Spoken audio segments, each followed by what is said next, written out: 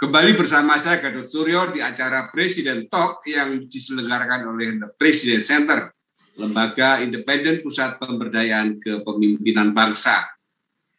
Sesuai dengan program The President Center dalam rangka menentukan kriteria mewujudkan pemimpin masa depan yang ideal mumpuni sebagai sosok negarawan sejati, sudah hadir tamu narasumber yang akan berbicara tentang kepemimpinan dan kenegarawanan.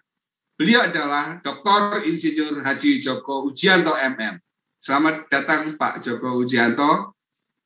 Assalamualaikum warahmatullahi wabarakatuh.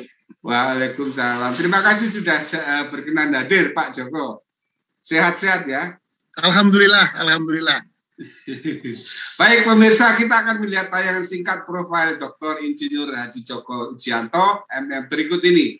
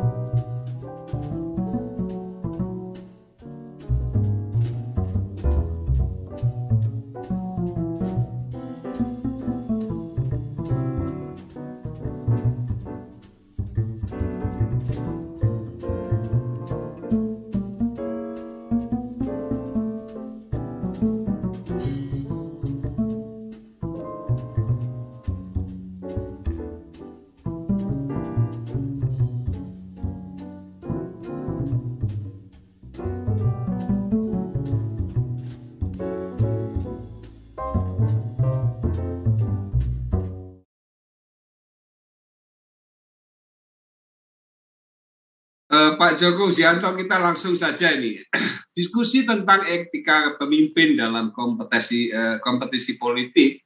Pengamat politik LIPI Profesor Siti Zugro, pakar hukum tata negara UI Dr. Margarito Kamis, dan Direktur Eksekutif The President Center Edi Herwani Didit Mahaswara. Ini saya kutip dari media Obsession ya, Obsession News tanggal 26 Juni 2014.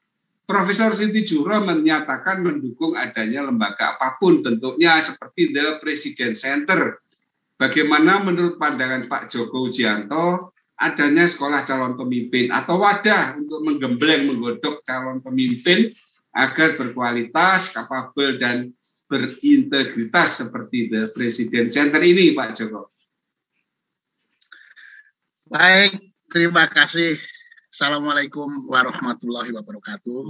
Para pendengar yang saya hormati, pertanyaan ini menarik.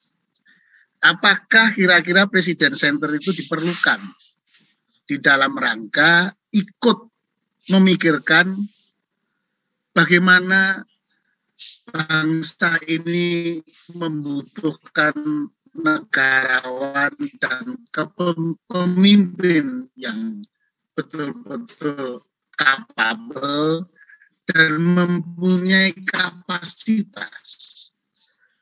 Saya kepada The President Center, mudah-mudahan ya karya bakti yang sangat luar biasa ini akan berkembang dan diikuti oleh institusi ataupun orang lainnya di dalam rangka mempersiapkan generasi ke depan.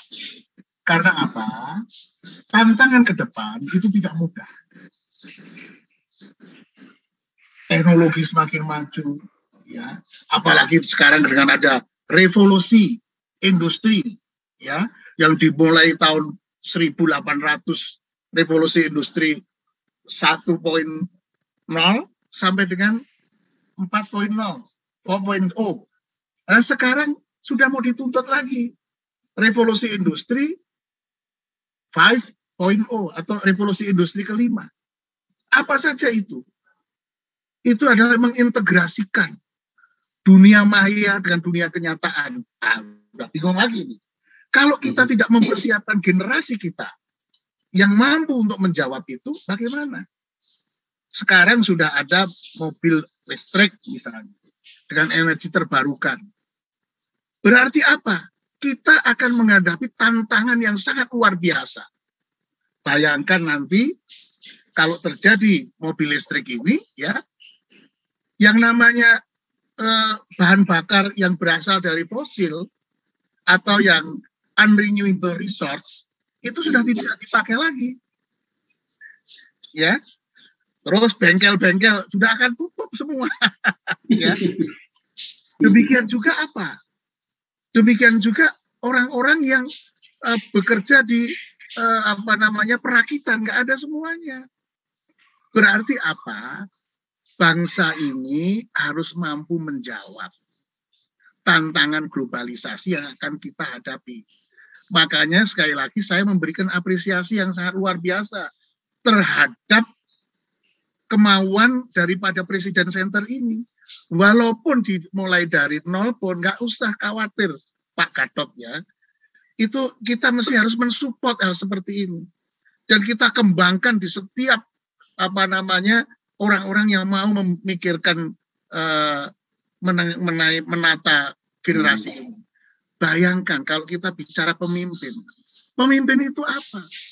Pemimpin itu harus mempunyai ketegasan, keteguhan, integritas, ya, yang mempunyai kemampuan baik berpikir, bertindak, yang betul-betul mempunyai integritas. Belum kita bicara negarawan. Seorang negarawan itu harus tahu apa yang saya sampaikan, memahami problematika daripada bangsanya, dan tahu persis menata. Dan yang tiga, bisa memberikan solusi. Itu negarawan. Kalau hanya ngomong doang, gasak, gesek, gosok nggak boleh. Ini harusnya ada asah, asih, asuh. Asah, asih, asuh. Ya, jangan 3G, gasak, gesek, gosok. Gesek, gosok. Ya, ini mesti harus betul-betul kita memberikan satu gagasan yang baik, ya, kayak Presiden Center ini. Dan mari kita sumbangkan kepada negara tercinta ini di dalam rangka mencari pemimpin yang kompeten, kemudian menjadi negarawan yang handal. Itu Mas. Kira. Ya. Jadi sangat perlu sekali. Sangat perlu sekali. Terima kasih. Jadi Pak Joko Ujianto sangat mendukung dengan adanya wadah seperti The President Center. Pak Joko, kita mundur ke era sebelum kemerdekaan. Kita masih bicara tentang kepemimpinan nih Pak Joko. Pergerakan Budi Utomo itu dianggap sebagai momentum lahirnya nasionalisme Indonesia dengan munculnya banyak pemimpin nasionalis dan patriotis ya. Menurut Pak Joko, nasionalisme seperti apa pada era itu bisa berperan sangat besar hingga tercapainya cita-cita kemerdekaan Indonesia 17 Agustus 45. Ini menarik sekali ya. Kuncinya apa? Nanti saya kasih tahu. Kenapa pergerakan Budi Utomo 1908 itu yang sudah kumpulan orang-orang yang punya jiwa nasionalisme, ya, beberapa ini itu tidak bisa menghantar kita merdeka karena belum ada persatuan. Belum ada persatuan ya. Muncul 1928. 28. Sumpah Pemuda. Sumpah Pemuda. Pemuda bersumpah satu nusa, satu bangsa dan satu bahasa. Kenapa belum merdeka? Karena belum ada persatuan. Ya. Itu intinya, Kak. Kenapa baru tahun 1945 kita merdeka? Karena Bung Karno menyatukan seluruh potensi yang ada di Republik tercinta ini untuk bersatu, bulat tekad untuk mencapai kemerdekaan. Merdeka atau mati. Jadi itu menjadi satu kunci. Persatuan itulah yang paling penting. Jadi kalau negara kita mau besar, kita jangan saling tuduh, saling salah menyalahkan, tapi marilah kita bersatu. Marilah kita memikirkan bangsa ini. Bangsa ini diharapkan nanti di tahun 2045 menjadi bangsa yang besar. Dengan kekuatan apa? Kita mempunyai tim generasi milenial ini yang sangat banyak. demografi kita ya mengatakan bahwa umur-umur produktif itu yang akan menjawab nanti di 2045. Nah, inilah kita persiapkan sekarang, generasi itu.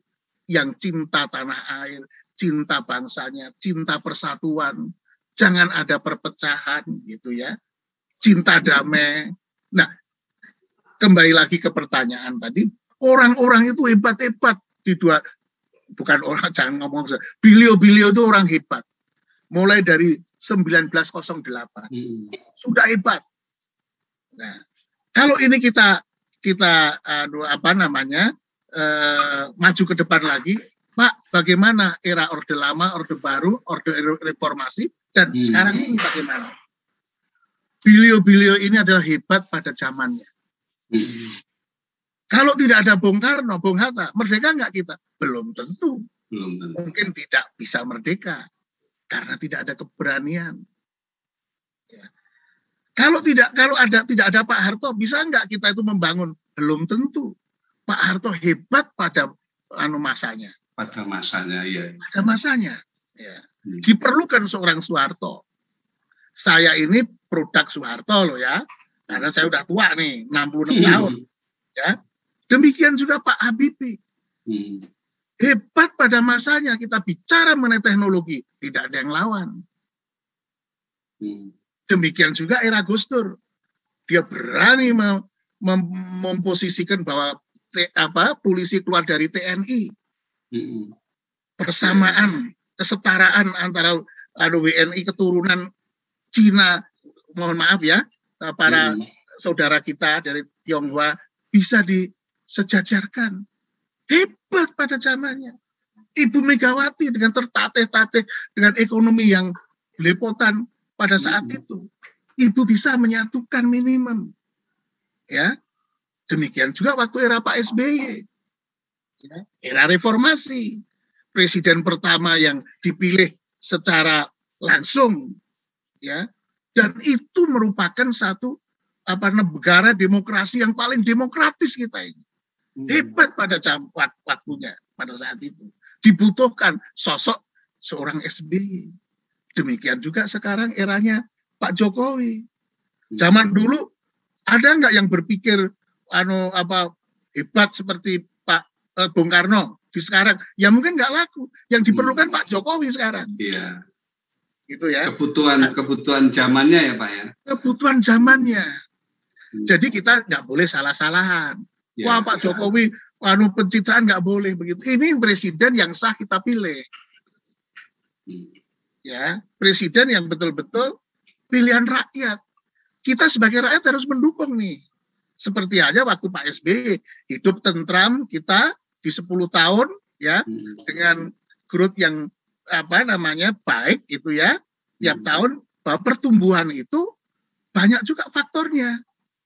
Investasi, government spending, ya kan?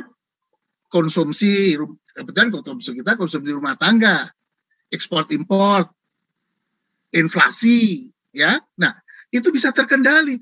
Sekarang jangan disamakan. Kebetulan Pak Jokowi mengalami pandemi COVID-19, tidak boleh disamakan.